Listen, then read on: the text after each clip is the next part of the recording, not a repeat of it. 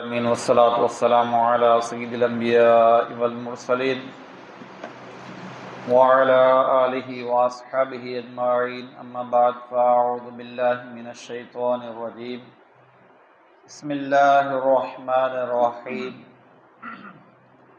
یا ایہا الذین آمنوا لا تتولوا قوما غضب اللہ علیہم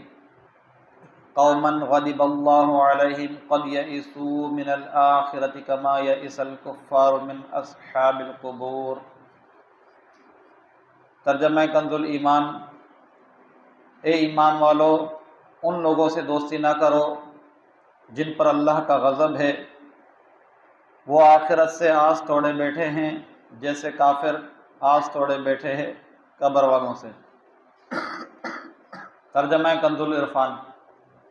اے ایمان والو، ان لوگوں سے دوستی نہ کرو جن پر اللہ نے غضب کیا، بے شک وہ آخرت سے نا امید ہو چکے ہیں جیسے کافر قبر والوں کے دنیا میں لوٹنے سے نا امید ہو چکے ہیں، یا قبر والوں میں سے کفار ثواب آخرت سے نا امید ہو چکے ہیں۔